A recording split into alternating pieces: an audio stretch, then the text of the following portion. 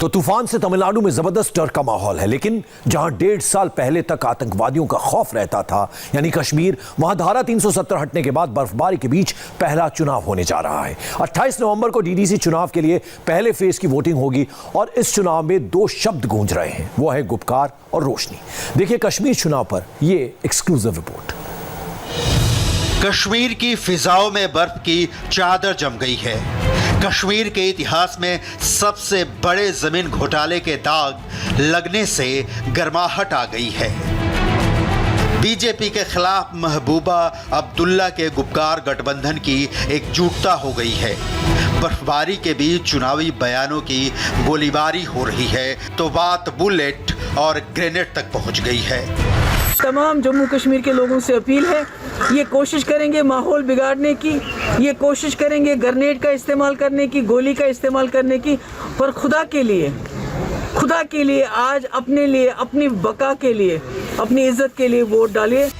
DDC चुनाव में bullet के दम पर बैलेट करवाने का ये इल्जाम पीडीपी चीफ महबूबा मुफ्ती ने लगाया। महबूबा बहाना बनाकर शोपिया में अपने प्रत्याशी के घर पहुंची थी। महबूबा ने आरोप लगाया कि पीडीपी के प्रत्याशी को 10-15 दिन से घर से नहीं निकलने दिया गया, चुनाव प्रचार नहीं करने दिया जा रहा। लेकिन महबूबा की चुनावी चाल को दोपहर होते होते बड़ा झटका तब लग गया जब पीडीपी यूथ चीफ वाहिद पारा को एनआईए ने अरेस्ट कर लिया। पारा पर पूर्व डीएसपी देविंदर सिंह और हिजबुल कमांडर नाविद बाबू से कनेक्शन का आरोप है। महबूबा और उनकी पार्टी पीडीपी पर आज एक और मुसीबत आई।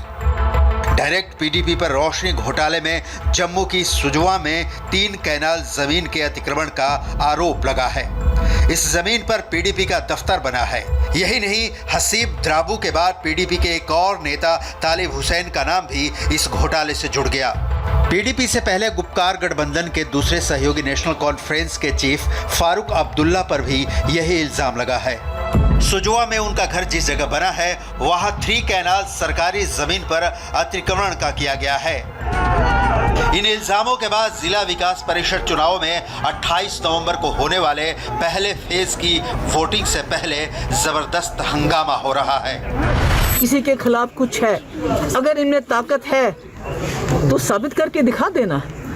ये तो घबराहट है इनकी, ये जो पीएजीडी बना है उसकी घबराहट की वजह से कभी फारूक साहब को, कभी दूसरे साहब को, कभी तीसरे साहब को इल्ज़ाम लगाते हैं। अगर इनमें ताकत है, मैं कहना चाहती हूँ, अगर इनके बस की बात है तो ये साबित करके दिखा दें और उसके बाद महबूबा मुफ्ती पहली होगी कि जिसमें अगर मेरे खिलाफ कोई चीज़, कोई भी इतनी सी बात साबित हो जाती है तो मुझे जेल में डाल दें।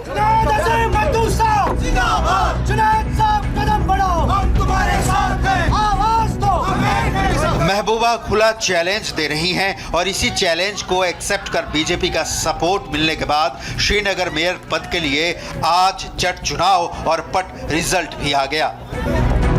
जुनैद अजीम मट्टू को दोबारा मेयर चुन लिया गया। जुनैद के सामने उनके तगड़े प्रतिद्वंदी थे पूर्व डिप्टी मेयर शेख इमरान। जुनैद मट्टू ने 7 के मुकाबले 44 वोट से मेयर की कुर्सी अपने नाम कर ली। हालांकि 26 कॉरपोरेटरों ने वोटिंग में हिस्सा नहीं लिया और वोटिंग के दौरान 2 ग्रुप्स के बीच जबरदस्त हंगामा हुआ। मेयर बनाना है, 10 लाख एसीबी होना चाहिए। क्या यही प्रीमियर इलेक्शन होता है? 2-2.5 घंटा बैलेट पेपर छीने, इलेक्शन नहीं होने दिया, पुलिस को अंदर आना पड़ा, मजिस्ट्रेट को अंदर आना पड़ा, ऑफिसर्स पे हमला हुआ, हम पे हमला हुआ। और ये इसलिए हुआ क्योंकि ये इब्तिदा से बहुत ही वन साइडेड इलेक्शन था। उनके पास नंबर्स नहीं थे और उनने इसको नेशनल कॉन्फ्रेंस की बेहस्त पे, सलमान अली सागर की बेहस्त पे स्टॉल करने की पूरी कोशिश की। कॉरपोरेशन में 74 कॉरपोरेटर हैं, 51 ने वोट डाला, 51 में से 44 यहाँ पे हैं जिनने वोट डाला, ओपन वोट डाला। तो वो एक्सेप्ट या रिजेक्ट करने वाला कौन होता है? वोट तो ये लोग डालते हैं जो कॉर्पोरेटर्स हैं। हंगामे और कुदरत के बर्फीले हल्ला बोल के बीच चुनाव प्रचार रुका नहीं है। प्रत्याशी पूरे जोश में फिजाओं में गर्माहट बनाए हुए हैं। इनसे मिलिए, ये हैं तंगमर्ग से निर्दलीय विधायक आदिल चुनाव प्रचार के लिए निकलते हैं तो अक्सर कुदरत के इस आसमानी इनायत से रूबरू होते हैं। इंडिया टीवी की टीम भी आदिल के कैंपेन के साथ चली तो एक अलग ही माहौल था।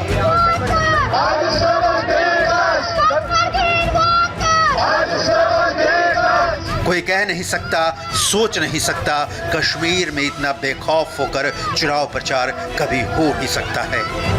हम इस वक्त टंगमर्ग ब्लॉक में मौजूद हैं और लगातार बर्फबारी हो रही है, लेकिन बर्फबारी के बावजूद भी मतदाताओं का उत्साह और जोश जो है वो देखते ही बन रहा है। तस्वीरें आप देख सकते हैं, नाच गाना हो रहा है, अपने जो उनके कैंडिडेट है उसके लिए वो गा रहे हैं। ये तस्वीरें आप देख सकते हैं, लगातार बर्फबारी हो रही है और बर्फबारी के बीच की ये तस्वीरें हैं। तापमान जो है वो 0 से नीचे है, कड़ाके की ठंड भी है। ये जो इलाका टंगमर्ग का है, ये विश्व प्रसिद्ध गुलमर्ग से सटा हुआ इलाका है। गुलमर्ग वो इलाका है जो पर्यटकों की पहली पसंद है और बर्फ गिरते ही देश भर से पर्यटक जो है वो गुलमर्ग का रुख कर रहे हैं। और पिछले 24 घंटे से कश्मीर के मौसम के मिजाज जो है वो बिगड़े हुए हैं। बर्फबारी लगातार हो रही है, लेकिन उस बर्फबारी के बावजूद जो है लोगों का उत्साह और जोश जो है वो देखते ही बन रहे हैं। नारे लग रहे हैं अपने कैंडिडेट के बारे में। और इसी तरह की तस्वीर जो आप इन चुनावों में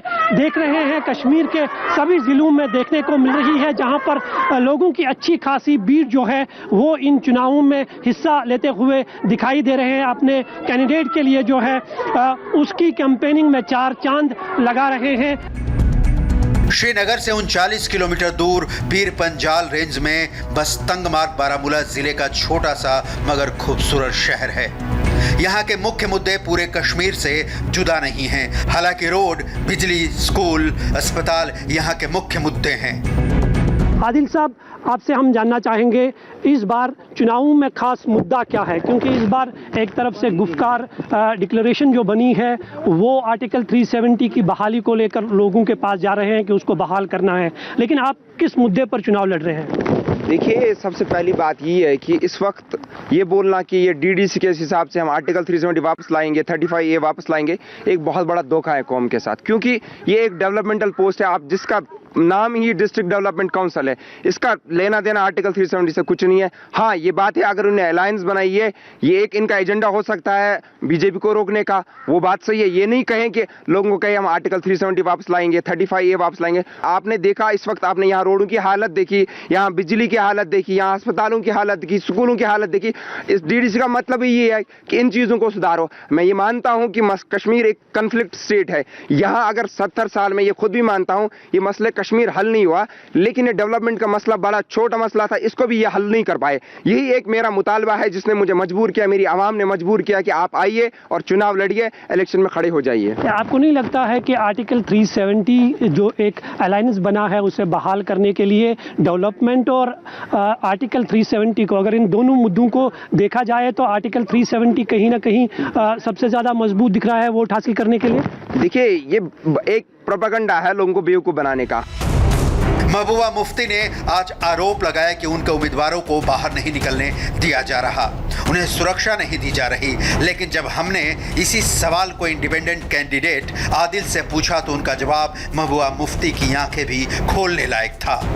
इनका ये भी आरोप है कि जो कैंडिडेट्स इनके हैं उन्हें सही तरीके से कैंपेन करने नहीं दिया जाता है, सिक्योरिटी सबसे बड़ा मसला है। लेकिन हम देख रहे हैं आपके पास भी सिक्योरिटी नहीं है, लेकिन फिर भी आप लोगों के घरों तक पहुंच रहे हैं वोट मांगने के लिए। देखिए, इनकी आदत नहीं है लोगों के घर घर तक जाने की, ये बस आते हैं चुनाव में फिर चले जाते हैं। इनका मतलब नहीं है चुनाव में आएंगे, बड़े वादे करेंगे और भाग जाते हैं। मैं इस वक्त घर घर जा रहा हूँ, लोग सुन रहे हैं मुझे, लोगों को मैं जब सही बात बताता हूँ, क्योंकि मैं सिंपली बात कह रहा हूँ कि मसले कश्मीर एक अलग मसला है। इस वक्त ये जो पोस्ट है ये बिल्कुल डेवलपमेंटल पोस्ट है। मैंने अपने लोगों से ये वादा किया है कि मैं हर ब्लॉक, मेरे जो 4 ब्लॉक है उनमें मैं ब्लॉक हेल्थ सेंटर्स बनाऊंगा। मैं दिल्ली का रेप्लिका या जो मॉडल दिल्ली में है उसको यहाँ इंप्लीमेंट करूंगा। मैं स्कूल ऑफ एक्सीलेंस यहाँ बनाऊंगा, मैं फायर स्टेशन हर ब्लॉक में बनाऊंगा, बैंक बनाऊंगा, मैं यहाँ टंगमर्ग में यूनिवर्सिटी बनाने की कोशिश करूंगा, इंटरनेशनल जो हमारा स्टेडियम है उसको इंटरनेशनल स्टैंडर्ड तक ले जाने की कोशिश करूंगा। लोग सुन रहे हैं, लोग इस बात को मान रहे हैं। बर्फबारी के बीच तंगमर्ग में चुनाव प्रचार देखा तो यहाँ से 13 किलोमीटर दूर गुलमर्ग भी चलना जरूरी हो जाता है,